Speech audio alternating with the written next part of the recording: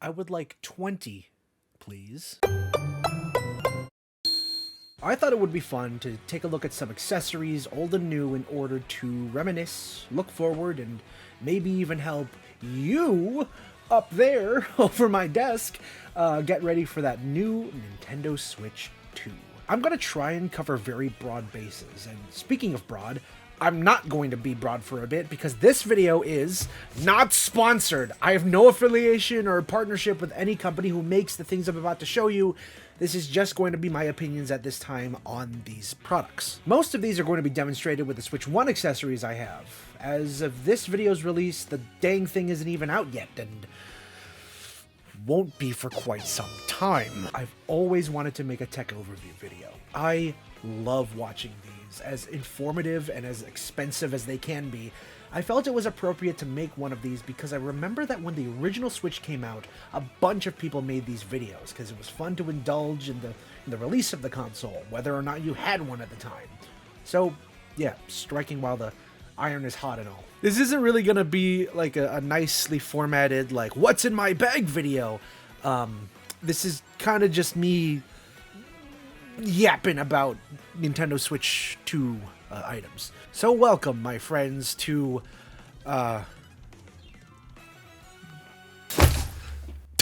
bags. I spit on the freaking... So if you're traveling with your Nintendo Switch or like any other devices, nowadays you want to bring a bag. I remember when I was, I don't know, 7, 8, 9 years old, I would just bring like my DS or my Game Boy or whatever it was at the time by itself, like either in my pocket or in its like big case with games and everything like that. And I would just hold that like a clutch or like just like a handheld thing. It wasn't like a bag or like a sling bag or anything like that. It was just the console in a case by itself, and I brought that everywhere I went because I didn't really travel anywhere except like restaurants or shopping downtown, you know, where I was super bored and I didn't want to go shopping, so I brought my DS. Think of like the iPad kids of today, right? Where you see a kid at a restaurant or like shopping around and they're super bored, so they, you know, they go on that little tablet and they just start like browsing or anything like that. They just have it in like one of those handheld cases or just like a case by itself with some accessories or something like that. I wouldn't call the way I go about it now anything close to like an EDC or like a survival kit or a preparedness kit or anything. This is just the stuff that I bring that I like bringing. Oh shit, I just hit my microphone.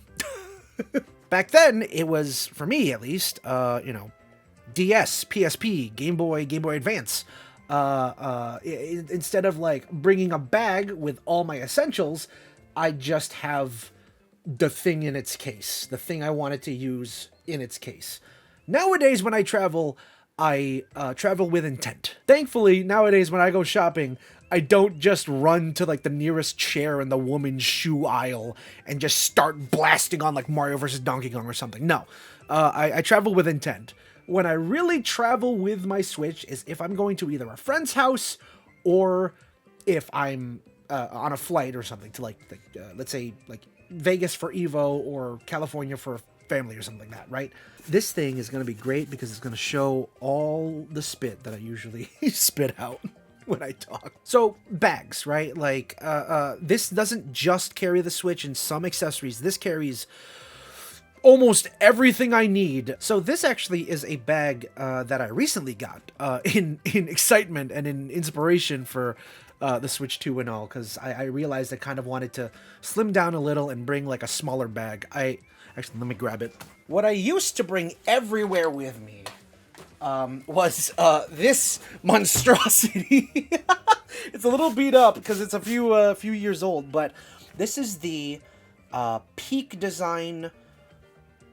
I think it's the everyday carry bag. I got the regular black one, and can you tell that I live with cats because it's now gone sort of gray. It carried everything I needed from like my iPad and my Switch at the same time, like 3 or 4 controllers, the dock, the water bottle on its side, you know, like, because I you know me, I rock the But whenever I went to like friends' houses or like visited family and I wanted to bring the Switch or something like that, um, most people would kind of laugh at me and go like, "You staying the night?" Because this is kind of like a big like the video editor's like dream of like, hey, let me bring everything and be ready for everything because I'm going hiking apparently, I guess. In excitement for the Switch 2, I got this bag mostly because I wanted to downsize, as well as it was just extra weight on my back. I wasn't going to use my iPad every time. Sometimes it was just way too big for me to comfortably like travel on the train with or something like that. If it was just for like a day long visit with like friends I haven't seen in a long time, something like that, you know. With that said, I made the mistake of getting the smaller one. I think the Peak Design bag that I just showed you was the 20-liter version. Correct me if I'm wrong. But there is a 30-liter version, which probably would have helped with a lot more things to carry. I remember back then, I wanted to downsize back then, and this is the smaller version of the Tom Talk. It would be great if I wrote these things down. Anyway, the Tom Talk bag, I'll fix it in post. Tom Talk makes a lot of accessories, especially during the Switch era. I know they make like hard cases and they make like bags specifically for like these new portables, like the ROG, Ally, Steam Deck, stuff like that. But this one, I kind of wanted a little more capacity to carry like extra accessories or like maybe a towel or two or something like that, or like a souvenir from a con or something. Because this, instead of that big thing, is now my go-to con bag, as it were. I don't want to break my back every day I'm at EVO when I just want to play video games or have fun or meet people. So this is kind of a more like streamlined carry for me. So yeah, it's pretty good. Like it fits everything I'd need to bring to like a convention or to a friend's house if I just want to like bring my Switch and some essentials. So yeah, first off, it's the backpack or the bag. Could be a fanny pack, could be a sling bag, could be one of those fancy like hipster chrome bag. It doesn't matter, as long as it holds the Switch, you're okay. I kind of want that on the record as well, where like I'm not telling you to buy any of this. I just think it'd be fun to show you what I've been using and what works for me best. So yeah, like this is not like a whole like, you should buy this because it's the best. This is just, I bought it because I thought it was cool. The thing about these bags is that like sometimes they put like a different material in like the laptop or tablet or even the portable area where you're supposed to just like slap the Switch like just straight up in the bag. I don't really like that style because the sticks kind of get blasted or anything like that. So what I usually do is I have a case. I had the first party Nintendo Switch 1 case for a while, and then I upgraded and never went back to the aluminum case by Hori. Good God, that does not show up well on the... This is by far my favorite case for the Nintendo Switch. I know a lot of other ones have different functionalities. I know a lot of other ones might even be like much more aesthetically pleasing or whatever have you. Mine's kind of shown a lot of wear and tear from like me slapping it in my bag or like dropping it on the ground most times on these little like pegs here. But to me, this is fantastic. I don't know if I accidentally said titanium before, because back then I thought it was titanium. It is aluminum. Made by Hori, fits the Switch and even the Switch OLED here very well, and it's perfect, right? Like, I would never go back to anything else. I think the first party cases of the Nintendo Switch are kind of like softer, you have padding, so it's not going to be as bad if you drop it, but it's also like if traffic on the train's high and you're like squishing against somebody, or like you put your bag down and it's like somebody accidentally like kicks it or steps on it, you don't have that like compression that accidentally like clicks a stick or hits a button. Like, it is fantastic with this. Now, I know what you're thinking. This isn't a Switch 2 case. I know. I am so sad that so far, they don't make an aluminum case for the Nintendo Switch 2. And I know that we are like 2 months to its release, But I want an aluminum case so bad, and so far, Hori is the only one that makes this case. But I want an aluminum case so badly for the Nintendo Switch 2, and I'm beginning to believe that there may not be one ever. I don't even remember how much they were. I just remember them being good and being, well, to be honest, the only case I've ever bought for my own Nintendo Switch. Over the generation, I've had the V1, the V2, the Animal Crossing Switch, and the OLED, and they've all fit in this case, and this case has seen, like, you know, it stood the test of time. If I were to throw it at the wall to be funny, it'd still survive, and I am so sad that I might not be able to see it again for the Nintendo Switch 2. Hopefully, wink wink, nudge nudge, Hori gets on that and makes a Nintendo Switch 2 case. Most of these items do apply to the Nintendo Switch 1, we'll call it, or the Switch original, we'll call it, I guess. You know, like the case and a bunch of other items and the bag and everything like that. I just wanted to try and find a fun way to illustrate how important these items were to me during the Switch 1 era, while kind of jumping off that knowledge and preparing for the Switch 2 in excitement. So, we're good? Should be good. Anyway. With some Nintendo Switch console cases, right, you have slots or little pouches for the game cards. See, what this year has like 5. I've seen ones that have like 10 or even 15 of them. What game? Oh, that's not important. Some cases include pouches for your game cards if you're a physical media person for the Switch. I, ironically, am not a physical media person for the Switch, but if you are and you have like game cards lying around, and you don't want to bring like full-size game cases in your bag, I know people have the option of getting a game card case, like a multi-card case, where instead of keeping it in the case or just having it in like a Ziploc bag or something, they just have a nice protective, maybe hard case for their games. And if you do like having physical games for your Switch and bring them around a lot and travel a lot, yeah, then absolutely, I would recommend a game case for you. Just don't get the Minecraft one. It looks weird. Check it. Actually, what game's in here actually right now? Oh, Ring Fit. Hey, shoutouts. But Christian, you ask, what do I do if I'm a digital gamer? And what do I do if I'm certifiably insane? You're about to have a lot of video games on your Switch. So the original Nintendo Switch uses micro SD cards.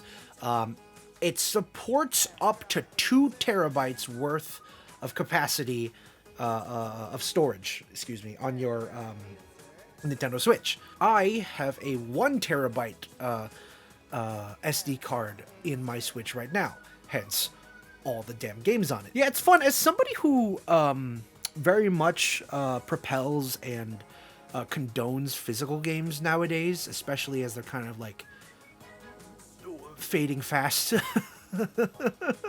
For the Switch, I always found it very sense-making. I found it made sense.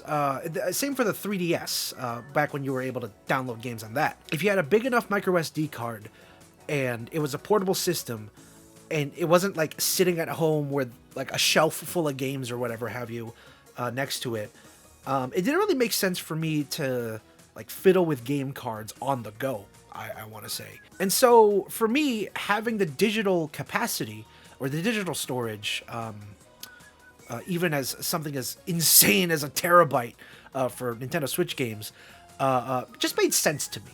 I liked having every single game that I could have on the system ready to go at a moment's notice.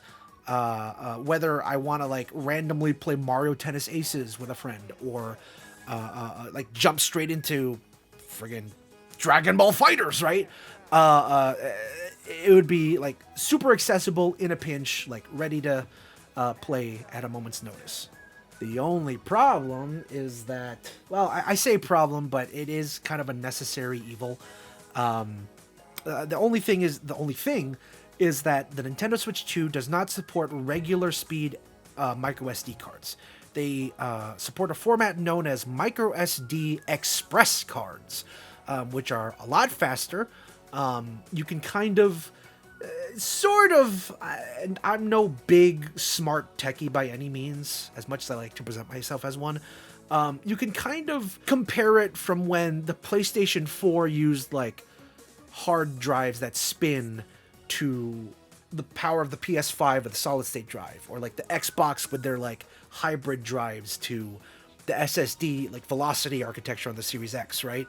Or the S for that matter. Basically, it's a faster read and write speed so that games load faster.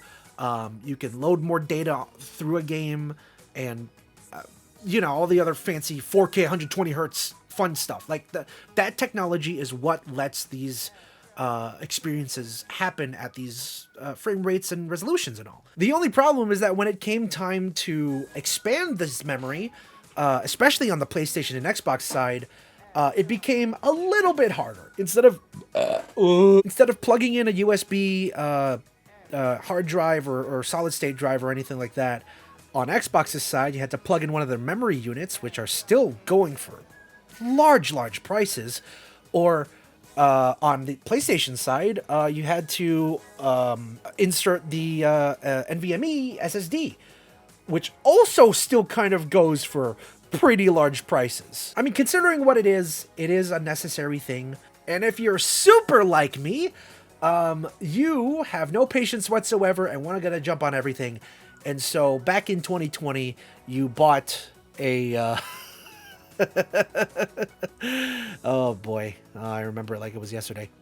You didn't go overboard, but you were a little excited and you wanted as much capacity as you could and wanted to get it before everything ran out of stock. Only to find out that within like a year's time, everything was kind of cheaper and more affordable and expensive, or accessible, not expensive. Freudian slip. Early adopters pay that early adoption tax, as it were. You'd have to be an idiot to do that again. Long story short, I got a freaking micro SD Express card, 1 terabyte, ready for Mario Kart World, ready to download it like 14 times or whatever. God in heaven. Long story short, if you are a digital gamer and you primarily download games off the eShop, you're gonna want an SD card. I'm not saying you go buy this like $3,000 gajillion 1 terabyte express card or whatever.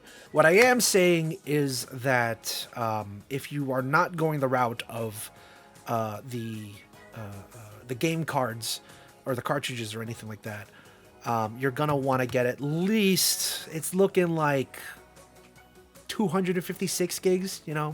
You kind of want to double the storage on the Nintendo Switch. The original Switches had 32 gigs of internal memory, or storage rather. The Switch OLED had 64, I believe. And then the Switch 2 will have 256 gigabytes of storage. So not too little, but also still not too much. I'd recommend that if you already know that you're not going to be downloading too much on the eShop, or you're not going to be downloading anything other than like Mario Kart or like a couple games, and the rest you're going physical, I'd still recommend that you at least double the storage capacity. So get like another 256 gig card for microSD Express. That way you should be comfortable with no problems whatsoever. Anything above that, you're probably like me and you're going to want to go with the 1 terabyte anyway, because again, you're insane. Okay, doke. Long-winded storage capacity problems aside, some of you might have noticed how glossy my Nintendo Switch OLED screen looks. And that is because, if you can't see it, yes, you're correct, it is very blurry. But no, if you can't see it, I do have a nice screen protector on it. And lo and behold, I saw this on Amazon and I just had to have it. It is a one of these Amfilm screen protectors, 2-packs, thank you very much. It's one of these 2-pack cheapo, cheap as free, as it were, screen protectors for the Nintendo Switch. Because I know for a fact that this big screen is going to get scuffed and gruffed and whatever if I don't put a piece of tempered glass on it. The second I saw this on Amazon, I bought it immediately. I use this brand of screen protector for everything, from my iPad, iPhone. I almost said Mac. I don't have a screen protector for my Mac. But like, you know, like portable devices that I bring everywhere, that I like slip into my pocket or slip into my bag, you know, like it's just nice that this piece of glass is going to eat the damage more than the plastic screen will, or something like that, right? I am the king of putting screen protectors on everything, right? No dust bunnies, no damage whatsoever. I am lying through my teeth. I'm scared to open it now because I'm scared of dust bunnies and whatnot, but this particular one came with the funny like guide and like the fit and whatever, dust protection, like slip, those fancy like dust remover stickers and all. And believe it or not, yes, this is for the Nintendo Switch 2. If it's not, I want my money back. But yeah, screen protector wouldn't hurt, especially if you play a lot of touchscreen games, as much as they're kind of dwindling, because Nintendo forgot how to use touchscreen games. Another accessory that became so much more popular around the Switch's time, I remember, were batteries and battery banks. These were in everybody's lists on, you know, like must get Nintendo Switch accessories, just to extend, you know, playtime or to charge other devices like your phone or your laptop if it could. I've fallen into the tech jargon. I've fallen into the discussions and the discourse about like USB power delivery and like all that fun stuff. But knowing that I will still have power for most of my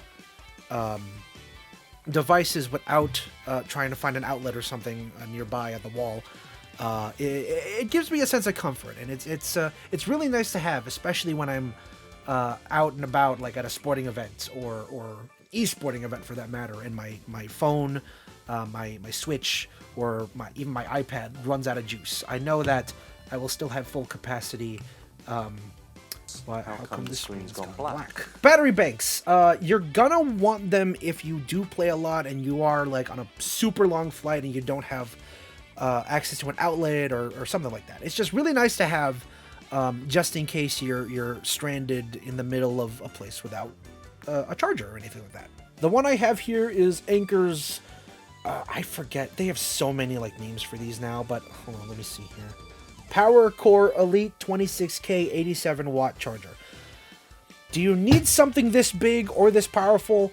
Absolutely not. Do you need something in the realm of 30 watts and maybe 10,000 milliamp hours? Sure. If you have no idea what I'm talking about, I kind of don't either. Basically, the two numbers in layman's terms is the wattage is how fast it charges. 87 watts is perfect for what I need. I don't need to charge a MacBook or anything with this right now. And then 26K milliamp hours, that is, if I recall correctly, the highest capacity you can have in a portable battery without setting the plane on fire or something like that. I don't think TSA allows you to carry a battery with you on the plane if it's higher than 26,000 milliamp hours. Like, if it's like one of those big like camping batteries, they're gonna want you to either check it in or not travel with it at all. I don't remember.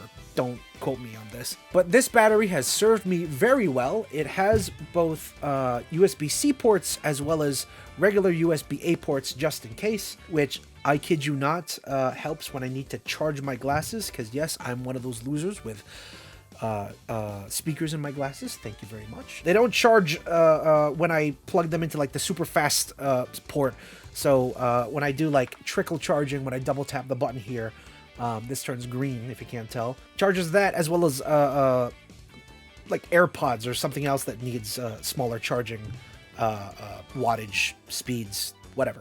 If you travel a lot, or if you're gonna be on a plane or like on endless Ubers and traffic or something like that, battery bank would help you out. However, we are not leaving the world of USB-C just yet. Oh ho ho. In fact, what I'm about to talk about is a lot more involved. A lot more involved than I thought I would be to talk about. And that would be chargers. So we all know that the Nintendo Switch, Switch OLED, Switch Lite, as well as the Switch 2 have or will have USB-C ports. USB-C is the way to go in terms of charging, or if you're the EU, the only port that ever existed, ever known to man. So when it came time to include a USB-C AC adapter with the Switch, they kind of went with, let me actually grab it. They went with this.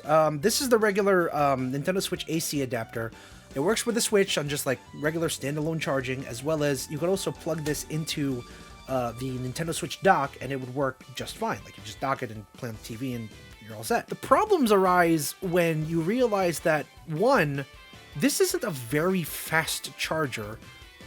Two, most people's TVs and TV setups and TV stands aren't very accessible, so you got to be like unplugging and replugging this, and it's kind of a nightmare. I must add, it is a nightmare if you are me. If you like being that person who brings the Switch as a new experience to friends' houses or you know, stubborn like me, you're gonna get tired of like unplugging and replugging and like reaching around the TV stand multiple times if you're that sort of person who has just one dock or something like that. Like tabletop mode is fine if it's like two people, but let's be honest, if you're playing with friends, you're gonna want that big screen experience. And for, I think, the better part of a year, like, I think, like, yeah, the last half of 2017, I would be that guy who, like, unplugged and, like, replugged my dock and brought everything and it got scratched and it was a whole... No, I just wanted, like, a separate kit. I wanted, like, a separate set of accessories that let me, like, bring my Switch to places and, like, plug them into TVs and have a great time with my friends. Because I was happy being that person, because it's fun. It's fun to like bring your Switch and like, instead of like huddling around the Switch tabletop mode, as fun as that is, you kind of want to huddle around like the biggest screen you can and have a better experience that way with like handing out controllers and leaning back and having a great time. So for those of you just like that, I would, with caution, recommend a third-party USB-C charger. The fun part about that is there were so many people freaking out about power delivery and third-party docks bricking your Switch and just having a terrible time because Nintendo only supports the original AC adapter. And I'm here to say, so far, I haven't had too many problems with the stories I'm about to tell you. I have not once bricked a Switch. I have not once destroyed a dock or rendered useless an AC adapter. And so now I'm just going to tell you what I've been using for the better part of 8 years, which by itself is also fruitless because I don't think they make this particular one anymore. This is the RAV Power, I think 90 watt USB PD charger. And this, funnily enough, works with the Nintendo Switch dock. At first, I was looking for just a nice, big, juicy USB-C charger, fast enough and strong enough to handle charging everything I had at the time, like iPhone, iPad, MacBook, Nintendo Switch. Lo and behold, when I got my hands on this, for one, through testing of my own, I realized it did work with the Nintendo Switch dock and HDMI cord and everything like that, and dock mode. It was fun and fantastic. The second thing I learned is that RAV Power didn't like Amazon at all. There was like, I guess, like, don't quote me, but I think there were like issues with RAV Power with like what's the word I'm looking for, farming for like reviews or logistics or something like that just made Amazon kind of cut them off entirely. Like same with, I think it was like Aukey, and I don't know what it was. It was just a bunch of companies that just didn't like how Amazon was running things on their storefronts, right? So I think I got like one of the last ones I could get on Amazon storefront, at least. I know what you might be thinking if you are well versed in this. Christian, it's 90 watts. It's a 90 watt charger from RAV Power. How does it work with a Nintendo Switch? I don't know. Again, I haven't done much testing on it. When I brought it to my friends' houses and like I plugged this in and I plugged the dock in and I had a great time, I wasn't thinking about, oh no, is this gonna break my Switch? I was thinking about, man, Mario Kart is such a fun game. I kind of lucked out in the end, but you might not, because it's kind of a crapshoot when it comes to compatibility with this stuff. Case in point, if I tried to use this one or this one, they're the same. If I tried to use like my MacBook chargers to display or to use the Switch in TV mode, they wouldn't work. And you might think like, oh, it's because it's a different wattage. I think these are, if I remember correctly, yes, 61 watt power adapters, and neither of them worked with the Nintendo Switch at all.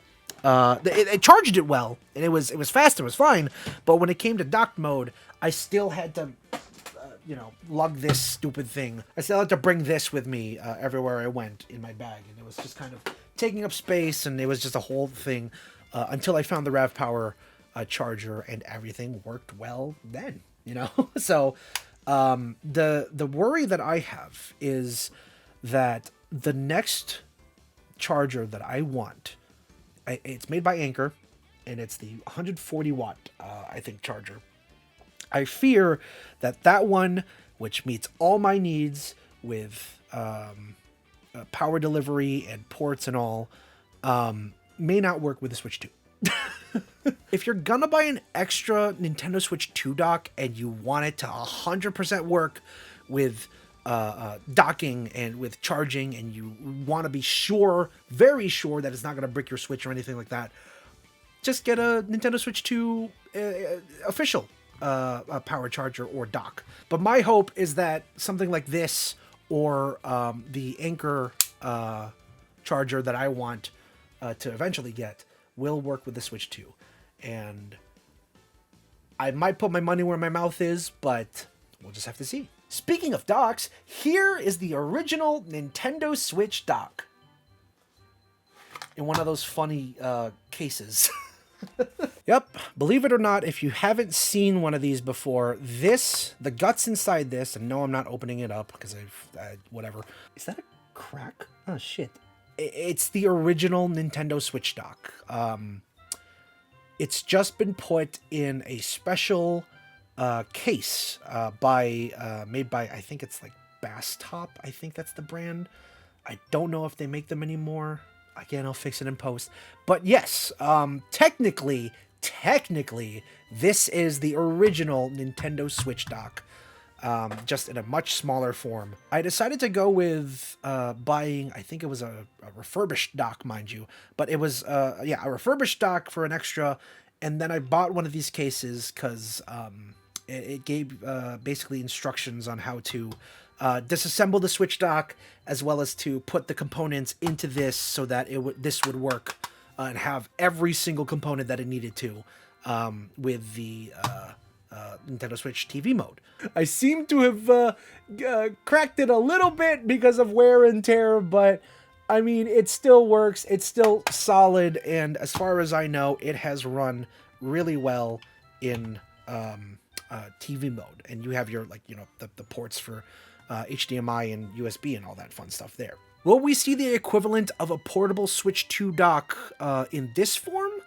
Probably not. If I remember correctly, the Nintendo Switch 2 dock has a fan on it, and kind of gives it a bit more power in order to juice it up for 4K. And so I don't think we're going to see portable Switch docks or Switch dock cases for the Switch 2 anytime soon.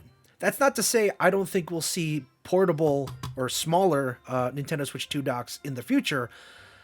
I just don't think they'll be made by Nintendo. If Nintendo has shown anything, it's their ability to stick with their own products in one way, shape, or form. But I'm not bringing my Switch 2 to friends' places to dock anytime soon. I think I'm just going to go back to tabletop mode or like handheld mode and just show them like, hey, here's Mario Kart. It's fun.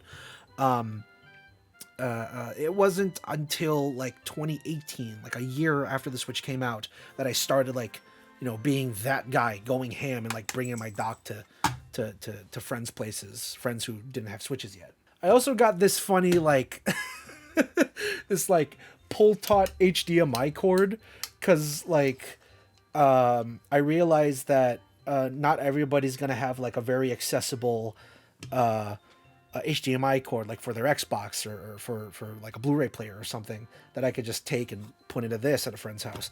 Or if I'm at a hotel, I didn't want to just bring like a regular HDMI cord and like, you know, wrap it up like this or something like that.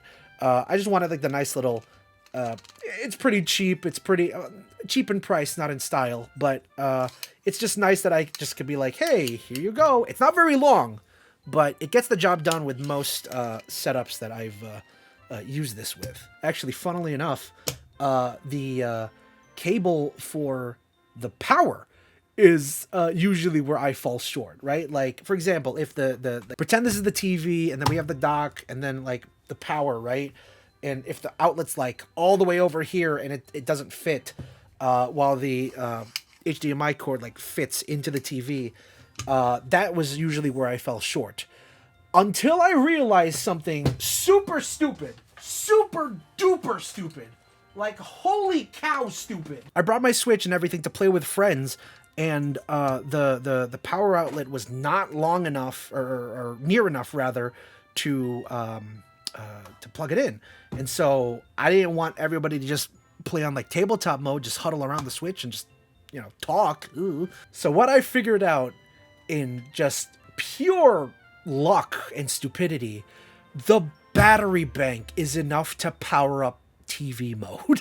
Again, I don't think I'm gonna be that lucky for the Switch 2 generation, but the fact that we were kind of just freaking out like, oh hey, like my piddlywink like USB-C cable here isn't long enough to power the whole thing, and I just used the the battery to plug the entire setup in, made for some great Mario Party moments and Mario Kart moments and Mario Strikers moments. Honestly, it was a good summer. All right, let's get the dock out of here and leave.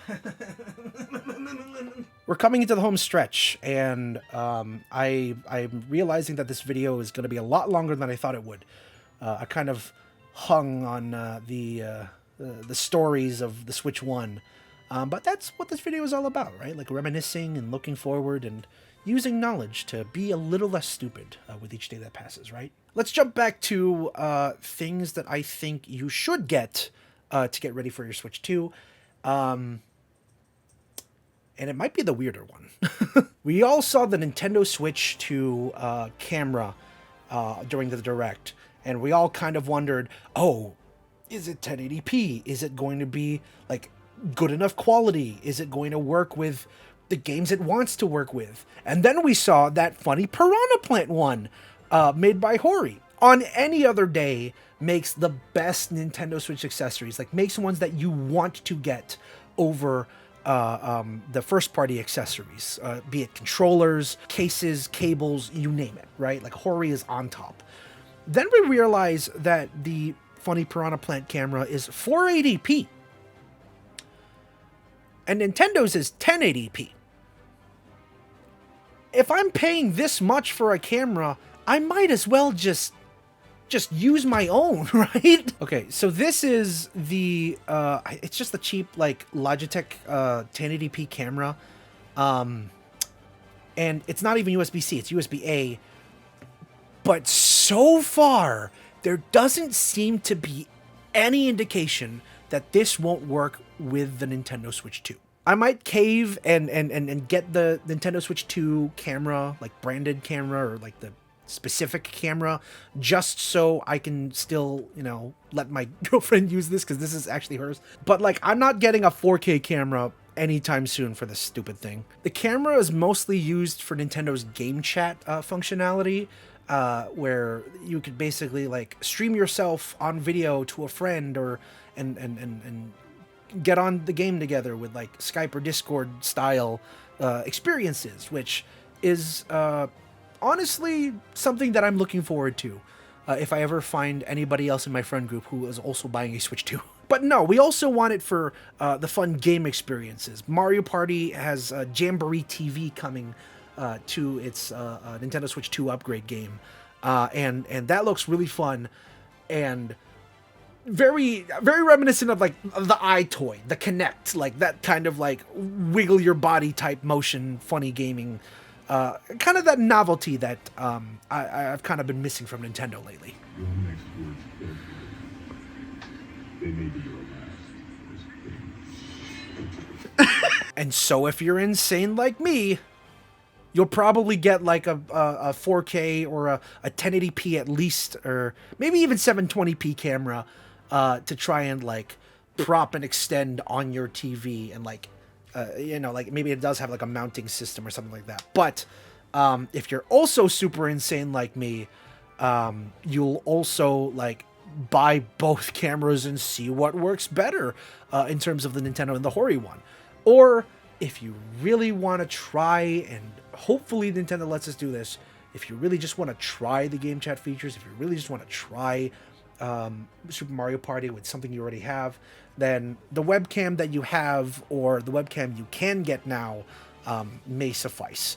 In fact, I am now just realizing how stupid I sound. And, maybe hold off on the camera for a bit. Not everybody has that disposable income for how much now? $8,000 bajillion game console. So even if you're watching this video, you might be writing in the comments, how much money are you made of? And I will say 3. This is a controller case, a very cheap one, might as well tell you, for my go-to travel controller. This is the Easy SMX something. I forgot what it's called. It comes with a 2.4 gigahertz connector, but it also runs on Bluetooth, and also has like a funny little switch mode as well. Now, why the hell am I showing you this? This is where I will absolutely condone getting a travel controller. This just happens to be my go-to one, even though it's not technically for the Switch, even though it works on it, because with the the Xbox notation and all. This is technically my iPad controller. But basically what I'm trying to say is that if you have the money to go for it, you should probably go ahead and if you travel a lot too, you should probably go ahead and grab yourself an extra controller just for travel, just for on-the-go experiences. Like if you're playing Smash Brothers and it's just on site for you and a friend, you're gonna wanna do something that isn't just the Joy-Con on its side. I recommend that you do get like a controller that you just keep in your extra bag, just for those on-site moments, as it were. I might not even know what I'm talking about. I don't actually use this controller for the Switch. Again, it's for my iPad, for like emulation or cloud gaming. If I'm playing the Switch and I'm like traveling, the easiest thing to do is just to use like the Joy-Con. And like, if you don't like the Joy-Con, there are ways to like the Joy-Con. Like you could use, cause they're totally gonna make it for the Nintendo Switch 2. That's not sarcasm. A third-party Joy-Con that makes it bigger, or like the grips, like the Satisfied grips that make it a lot more comfortable to hold. But I just like the nice, like naked, as it were, Switch Joy-Con controls, because it's easy enough that I can just play it like that, and then like, oh hey, my train's here, I gotta put everything away, gotta go, instead of like setting up like tabletop mode and like blasting through and playing Call of Duty Modern Warfare 7 or whatever. But what if you're like me and you want an extra controller for your Switch that you want to bring everywhere for travel, but you're an idiot because the bag that you've got doesn't actually fit it alongside everything else? Well, I'll tell you, you get to have these things. Now, just 1, 2. So these are from a company that you absolutely might have heard of, 8-Bit Dough. And they make, by far, the best third-party controllers. Very high quality, very Nintendo quality, I'll say. In terms of hardware. And yes, I mean that in a good way. You'll notice that these are very like slim, and they're made to like put in your like a side pocket or just like a pouch inside your travel bag or something like that. These also aren't the only options you have. I think like the Lite 2 is what they call it, where it actually does have analog sticks, similar to like their older controller, like the N30 Pro here. You also have, extra Joy-Con or extra Joy-Con 2 that you can purchase and like use there, and like just have like a nice little grip that you can pop them in, and you can just pop these in your bag or something like that. But I'd say that like extra controllers, especially in your travel bag, wouldn't hurt, especially if again, you're the type to see your friend and immediately like go, hey, let's play a game, let's play a round. And it's so easily accessible. As lame as it sounds nowadays, back in like 2018, 2019, I had so much fun like on the train or like at a restaurant, you know, being the Switch kids, the iPad kids, and kind of just playing stupid ass video games on the go, like full size console games on the go. And like just blasting through and having a great time, I guess. And maybe all of this is moot, right? Like maybe your to-go controller, on-the-go controller would be a pro controller too. By all means, right? Like I only stuff a pro controller in my bag if I know for a fact that I'm going to be at a specific place for an extended period of time, like 2-3 days, and I want that experience of having the pro controller in my hand, right? Like I might be crazy and like the variety of third-party controllers that come through. Like nothing's stopping you from bringing the pro controller 2 that you have at home with you while you travel or something like that, right? I'm only thinking about how much damage is it gonna accrue when you're traveling, or like if you lose it or something like that. This is very I hope everybody knows that from like frame 1 of this video, this has been a very first world problem thing, right? Like nobody needs these extra accessories, right? They can just get the Switch and that's it, and they're happy. Maybe a pro controller, maybe a camera. Like you could be okay with not having any of this, right? Like you could just buy the Switch by itself and have a great time there. I'm not stopping you from just buying the Switch and then having a great time. I just wanted to kind of share what's made my experience that much more fun, what's made my experience a lot more memorable in terms of buying funny plastic items.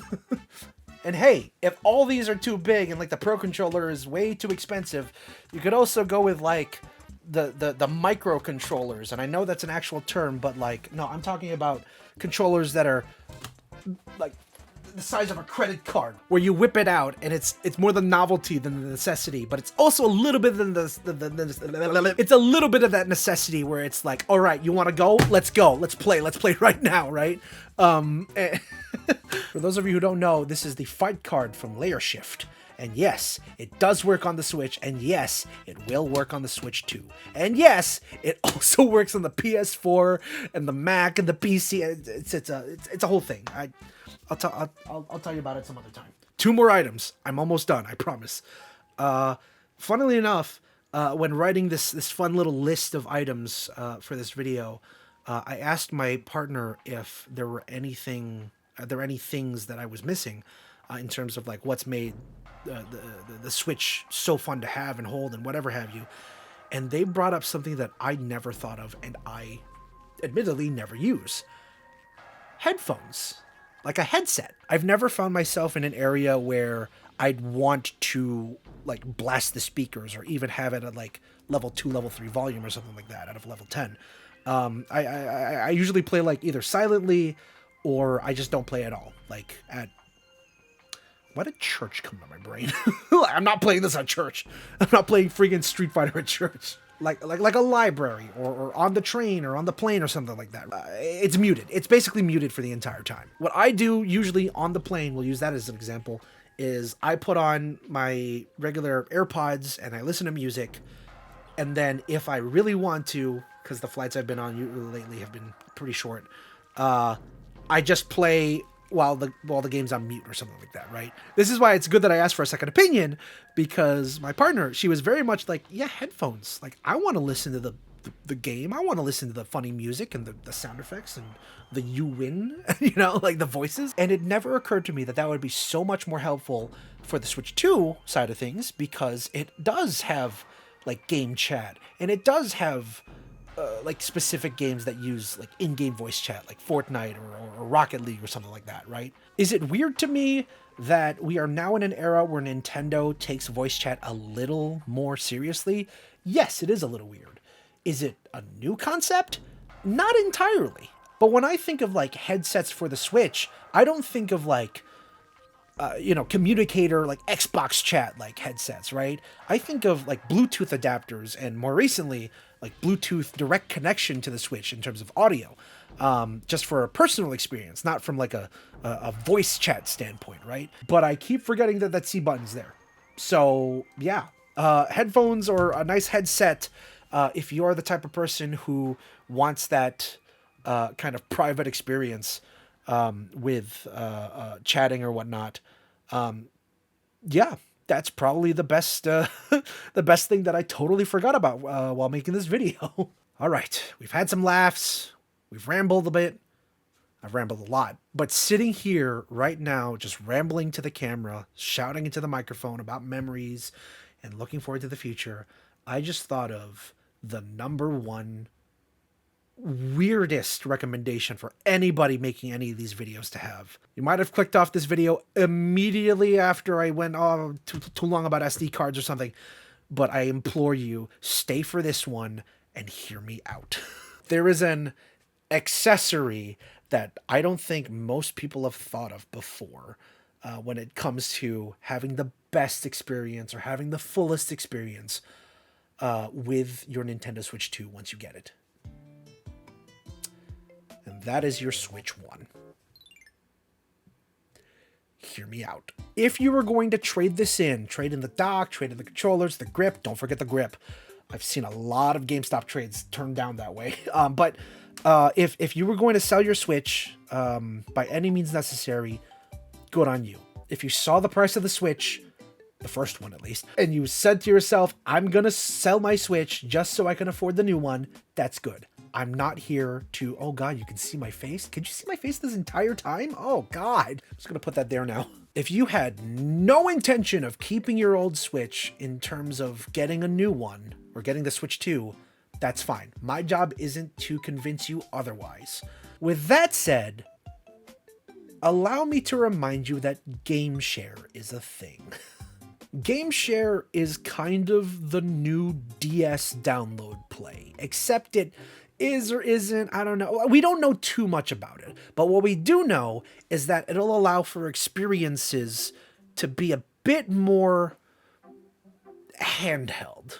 The old days of the Game Boy Link cable, the asymmetric days of the Wii U, if you really want to stretch like that.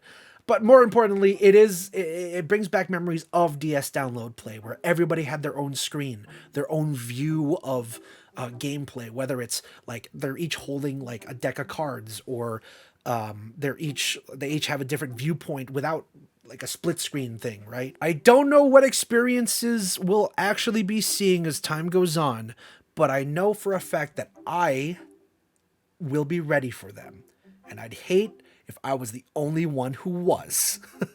I sound a lot more cocky than I should. On road trips, flights, you name it. Everywhere I went, my DS went with me.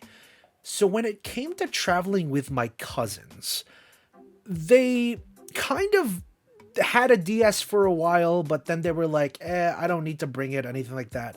And so I was that guy who brought every single old DS he had. It was my 3DS XL. It was my DSi. It was my DS Lite, and then my regular silver DS. And me and my three cousins I would just hand them out, and we just play Mario Kart, or the best one, Mario Party DS. And it was a great time. It was a great way to pass the time and have so much fun and make so many cool memories during these long ass road trips. Why the hell did we drive all the way to California from Illinois? And it's something that you can't get out of just one system. Later, we'd have my new 3DS XL. We'd have my regular 3DS and then like a 2DS. And then I would again, my cousins would be there. I would hand out my DS and we'd play Smash Brothers. Cause I didn't want to bring my Wii U at the time or something like that. Right. But like everybody having their copies of that. Cause granted, now I'm thinking about it. Oops. It's Mario Party then. It's Smash Brothers then. Cause I was an idiot and bought like 3 extra copies just so I could play with my friends or whatever, right? And now we come to the Switch era, where game share is, well, a thing for like Clubhouse games or Mario Party or whatever the hell was on there at the time. But I'm just thinking of like what could be in kind of a starry-eyed way. Excuse me. It's these like asymmetrical like experiences, right? Like it's the feeling of that Mario Party DS where everybody has their own touchscreen, their own info, their own controllers, right? Like it brings back memories to a time where games could be shared in the weirdest ways possible and in the coolest ways possible as well. I know the Switch and Switch 2, for a matter of fact, are all about sharing one screen, and it's sharing the controllers, it's sharing the joy, as it were, in terms of marketing. But if you were to keep your old Switch while, using your Switch 2 in terms of like travel, or if you're traveling with a buddy or something like that, then by all means, keep your Switch. Again, if you had like frame one, you were going to sell your old Switch and then get the new one, that's fine. But if you were on the fence, allow me to be on the case of keeping your old Switch, not just for game share as well, because now that I'm thinking about it, for other free-to-play games as well. The advent of like free-to-play and like cross-play games, hell with it, right? Let's just throw that term in there because I love it so much, even though it's Switch to Switch. The advent of those types of games have made it so much more accessible to play these games with friends, right? For example, like Fortnite is not going to be running split screen on a Switch 1, let alone probably a Switch 2 for that matter. But let's say you're on a flight upcoming and you're with your friend and they don't have a Switch, and you can just hand them a Switch 1 while you play on your Switch 2 and you play Fortnite together, I guess. Bad example, because Fortnite doesn't really run well on Switch 1, but it runs. And it's better than nothing. It's better than, taking turns and whatever, right?